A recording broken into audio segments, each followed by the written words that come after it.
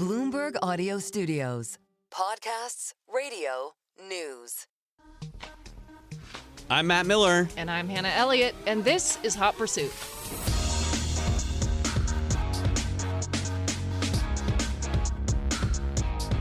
All right, we have kind of a shorter podcast today because you have to rush off and research a very cool story. I'm excited to talk about it in the future. I want to hear about that. Maybe you can quickly explain it to us. Plus, we're going to compare notes on the Dodge Charger Daytona Scat Pack because we've both driven it. Yeah, which is code for it's an electric muscle car. Yeah, and I have a lot on EVs. Like, you have a story on the Tesla Diner, so I want to get into what that is. And I also want to talk a little bit about Ford, because I interviewed Jim Farley this week, and we're getting more tariff news, which creates an interesting conundrum for or maybe unintended consequences for the Trump administration rules. So let's start all of that with just a brief. Can you give us a brief synopsis of where you're going, of what you're doing? Yes. Just briefly, I am going to visit Ben Tuna, who is a really talented stained glass fabricator and really master craftsman who works in his shop in Glendale. We are doing a really big photo shoot and feature on his work, which has been seen a little bit in pieces here and there, but hasn't really been featured properly. He has started putting stained glass in old Porsches, an old 911, an old 356. So I don't want to say too much more about it, but it's a really feel-good story. It involves some things local to California. It's a family business, et cetera, et cetera. So I'm really excited to go talk to Ben in a few minutes. Yeah, I'm looking forward to seeing that story, definitely seeing the photos, but also hearing about the growth in that business and, just how that family has been able to nurture like this craft, this artisan, skill. Old world. Yeah, or old world skill into a marketable talent. Okay, let's talk a little about this Dodge Charger, the Dodge Charger EV, which first of all, I have a Dodge Challenger Scat Pack. So I have the two-door muscle car, the gas-powered one that Dodge basically ended production of in 2023. And so for me, I was really fascinated to see what driving the EV version of it would be. It's already weird because they call it a Charger instead of a Challenger, and it is a two-door. It is essentially the new version of the Challenger, so I don't know why they did that name switch. But yeah, I was shocked at how much I absolutely loved the vehicle. Yes. Oh, I'm so happy to hear that because I also loved it, but I'm not the core audience or demographic. You really, Matt, are like the core person who's going to care about it and have a lot of gripes, and you're going to know why you hate it or why you love it. So I also had a lot of fun, but I don't own something in this wheelhouse. So what did you love about it? Yeah, it's interesting because I think the core audience is the very last target market that you would want to try and sell an EV to. Like muscle car guys like the smell, they like the sound, they like the vibes, they like almost the anachronistic, point of these big gas guzzling, big inch motors. And so they're really not interested in EVs, and they even have kind of like a violent reaction against EVs in general. So no idea why Dodge thought this was a good idea, but I think it's just one more of the ways that Carlos Tavares almost destroyed this company in his tenure at CEO. But I loved it because it really, to me, looks like an early 70s evolution of, if the Challenger is like a late 60s muscle car, I'm talking about the new version, so it isn't. But if it is, then this is kind of the early 70s evolution of that. And in the 70s, things kind of went wrong for muscle cars, but at the very beginning, I think they were still pretty cool. And this has totally that vibe for me. The design is, it's moved forward, and so it's not as aggressive and brutal, but it's, I think, in a cool way. It's a little bit more elegant, and it has some really cool touches. Like the front splitter, you can see through. It goes kind of, there are two holes in the hood, which is awesome. And but everything I love about my Challenger still is maintained in terms of the feel, the interior feel. It's big and roomy. It's kind of like a boat, although it handles better than my Challenger. It's a heavy car, so it's a great cruiser. And the EV powertrain, I think, works really cool because, 0 to 60 is nothing. It's like 3 seconds and you're there. And that's what you want from these drag cars. Yes, and I think if I remember right, it's like 670 horsepower and almost the same amount of torque, like in the 600 range, maybe 630, something like that. You're almost exactly spot on. It is 670 horsepower and I think 627 torque. Yeah, which is like awesome, and I love that it's back to the design. I love that it's 2 doors. I think they are coming with the 4-door version later. I don't know if they're still going to do that. When I drove it in January, they said they were. I hope maybe that's still the plan. I don't know, but because your Challenger it's a 4-door vehicle, right? No, the Challenger has always been the 2-door, and the 4-door is the Charger. That's why it's weird that they put out this 2-door and they call it a Charger. It's a little confusing. Okay. So that explains. It's a little odd to me that they did that. But I do like that this is a 2-door, and it's got that cool Fratzog logo, like kind of everywhere. Which cool. I also thought was a cool throwback. Totally love that logo. I will say that when I first took delivery of this vehicle and turned it on, I was like, cool. It is loud and obnoxious. And when you put it into sport mode, it gets louder. And when you put it into track or drag mode, it gets even louder.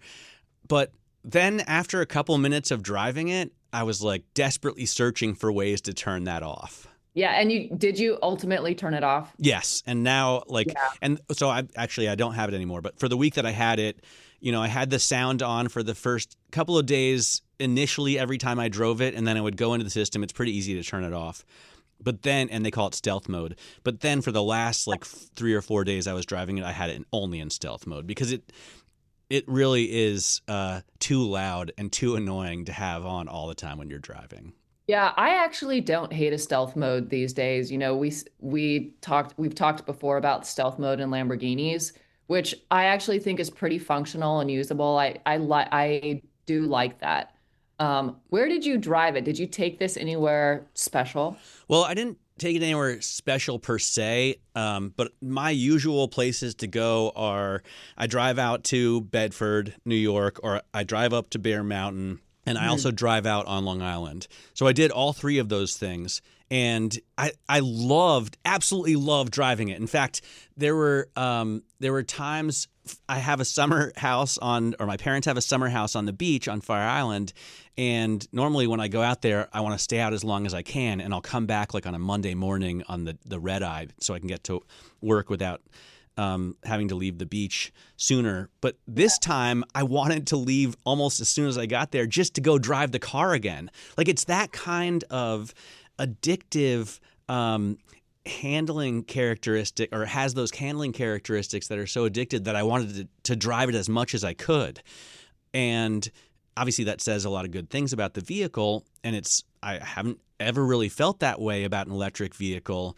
But this one, it turns in so well, it holds in the corner so well. Obviously it accelerates out of a corner amazingly, but all of those miles on it really brought to the forefront the biggest weakness, or one of the top 2 big weaknesses for this car, and that is the range. It's almost nothing.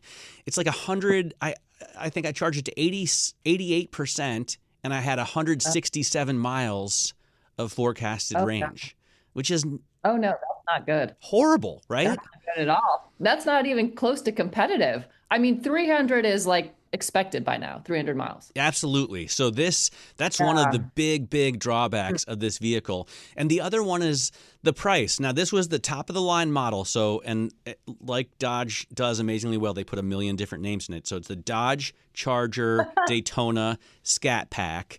And that's the the best one they offer for now. I think they're coming out with an even more blazing vehicle, but $78,000 and change is how much they're charging for this before delivery fee. So it's an $80,000 car. That's just insane. That's a Hellcat. Now, yes, I think you can. They have the Daytona RT, which is like the entry-level version, which might be closer to $60,000. So to your point, this is sort of the top end of it, but that is expensive. But then when you try to think like, what are the competitor cars to this? And I asked that about the price, because what other two-door electric sportsy cars are there? There really aren't any. I mean, you could name say me another two-door EV sports car. You could say someone will say a Tesla, right? Yeah, but that's not a two-door. They don't sell two-door sports cars that are electric. Good point. I always think I don't know why of the Model 3 as a two-door, but it's not. Yeah, I can't think of any, but I wouldn't. So that's not how my mind works. Okay, let me just say, and then I want to hear your thought. Maybe the Corvette E-Ray, like that's like a electric, two-door. I mean, there's not a lot in this segment. It's kind of a weird segment, right? True, it is. It's interesting that you point that out, because I was trying to think of the competitors to this, and I wasn't thinking of just EV cars. And to me, that says how good it is. When I'm trying to think of the competition, I'm not thinking of pure EVs, because it was, I thought, as thrilling to drive as any car I've driven, recently, full stop. So, but the problem is it's not as thrilling to drive as any $80,000 car I've driven, because when I think of cars in that range, I immediately think of the BMW M2, and that is a far better car. Or what about a Cayman? What about, a 718? I liked this better, to be honest. But really? Because I have specific, needs in that I'm 6'3", right? So that's why I bought a Dodge Challenger. I like these big, roomy boats. And obviously that's not what a 718 is. But also the 718 we've talked about before, it's a momentum car. You've got to get up to speed before it becomes fun, and it doesn't get up to speed as quickly as this. This is like boom, instantaneous. Yeah. So but the M2 is a rocket. And if I had $80,000 to buy a two-door sports car, I think there would just be a long list of vehicles I would buy before this. The Corvette, just the Stingray, I would rather have than this. I completely agree. It's just more car. It's more everything. But I do kind of think it's cool. If you did buy this, you would really get a lot of people curious and interested about it. It's interesting. It's a really interesting choice. It's not the go-to, that's for sure, but it's interesting to me. I also noticed that they are offering insane lease deals. So even though it's $80,000 to buy, you could lease it for $600 a month, with the whatever $5,000 or $6,000 down payment. So that makes it a lot more affordable, and that's a 24-month lease. So then you're into the next one 2 years later, and that to me, that is a much better proposition. But yeah, I was surprised at how much I loved it. The interior, I think, is a step forward from the Challenger that I have. The exterior is very cool. I wouldn't say it's better than the old Challenger. It's different. And the driving characteristics, I was blown away by. I think kudos are in order for this car, because it could have gone really bad, and probably a lot of people are happy to hate it. Yes. But it's cool that they kind of threaded that needle really well. But the other weird thing is, so after I drove it for a week, then I get back into my 6.4 liter V8 Challenger, and it feels so slow. Wow. I mean, my car has 485 horsepower, 470 pound-feet of torque. And it was it's dangerously slow, because I had grown used to this EV torque and being, I'm weaving in New York traffic. So I need to be precise in how quickly I'm passing a car and jumping in front of it before I hit the car in front of me. And doing that in any automatic car, it just isn't going to work. Like if you have a manual transmission, it's much better with an ICE.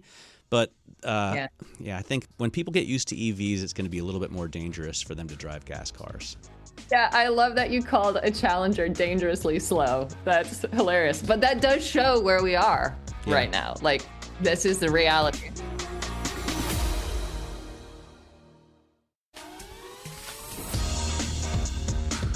By the way, Tesla, I will say I don't know too much about Tesla cars because I thought they were exciting 15 years ago. And to they me, need a complete overhaul of their line. Nothing seems to have changed, with the exception of the Cybertruck. So I don't care about Teslas anymore. Also, the interior is so Spartan and boring. But what's this story about a diner? Why is everyone talking about the Tesla diner? Is it just really one restaurant? Yeah, it's a drive-in. It's literally a drive-in diner that looks kind of Destiny. It's on Santa Monica Boulevard in Hollywood, very close to where I live. And it's possibly a very well-timed distraction from Tesla's really poor earnings reports and everything else negative that's going on with the company and with Elon Musk these days. But it is kind of this positive shining light. And I have to say, I don't own a Tesla. I agree with you that, their products are getting a little bit tired and do need a major refresh more than we saw with the Model Y. So I went into it pretty skeptical. But I will say, I think it's very cool that an automaker is putting resources into building things that celebrate its customers. And at this Tesla diner, there are 80 superchargers there. I mean, the line, I went a couple times. The first 2 times I went, actually, I just kept on driving because the line was so long. I couldn't. I just emotionally could not stand in that line. But there is a lot of excitement, they've done a very good job of creating a lot of hype and this sense of community for their owners. And it's kind of nice to see. Again, I'm not in the cult, and I do think it's a bit of a cult. But it was cool to see how much they have put into this. And at the end of the day, it's a drive-in. It's got hamburgers, it's got a tuna melt, it's got grilled cheese, it's got chili cheese fries. How were they? But pretty good. Pretty good. I'm not a real chili cheese fry connoisseur, but it is Wagyu beef. And the menu is developed by Eric Greenspan, who's a pretty big deal here in LA. He's a well-known chef who has created his own new American cheese blend, among other things. He trained at Le Cordon Bleu, so he's a nice guy. He was actually there at the diner when I was there, and we chatted. So the not bad. I would say that not bad. It was edible. I would go back. And I would happily order. I would crush some chili cheese fries. I am a chili cheese fries person.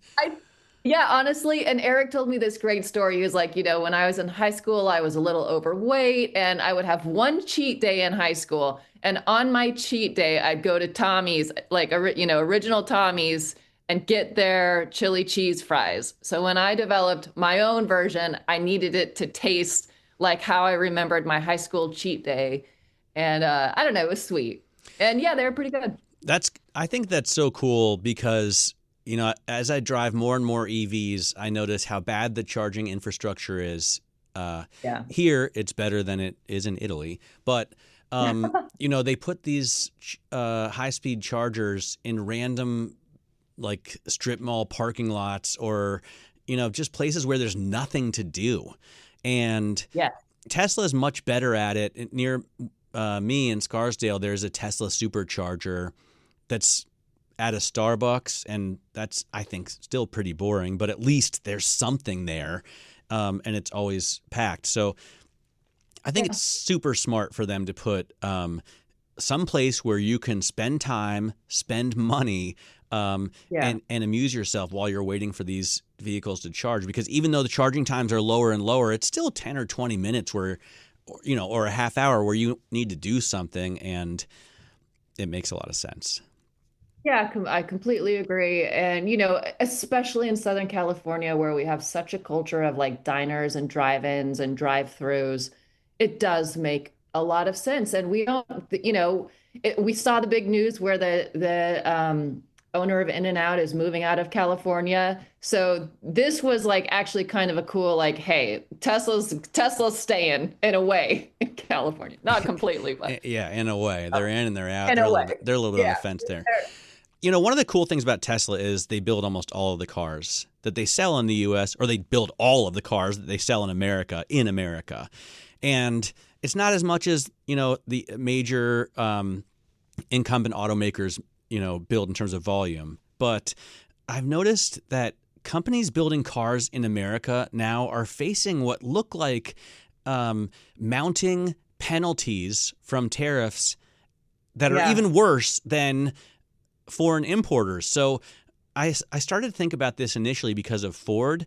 As I was prepping for my interview with Jim Farley, the CEO, ahead of their earnings, we were getting more and more announcements at 15% blanket tariffs. So for the EU now, 15% is all they pay, and then they ship a car over here. Or if they build a car in Japan, 15% and then here. Now South Korea, 15% and then here. Meanwhile, if you're a Tesla building cars here, or a Ford, which is a much bigger deal because they have so much more volume, you're paying 50% tariff on steel, 50% tariff on aluminum, 25% tariff on foreign parts, up to 80% stacked tariffs on Chinese magnets and any parts that touch China. So that adds up and up and up and up.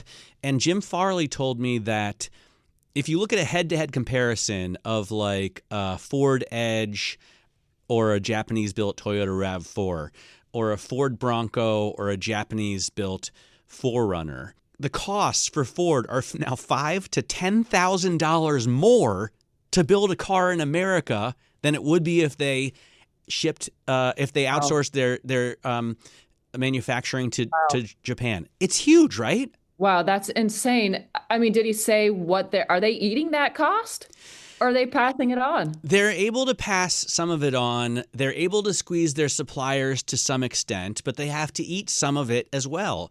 And it's also like, the automatic question is, Jim, why don't you just build F-150s in Japan? Obviously, they're not going to do that, but the Trump administration started this policy ostensibly to get manufacturing back to America, but it's having the opposite effect. So Toyota, they're not going to build 4Runners here if they can build them for $5,000 cheaper there.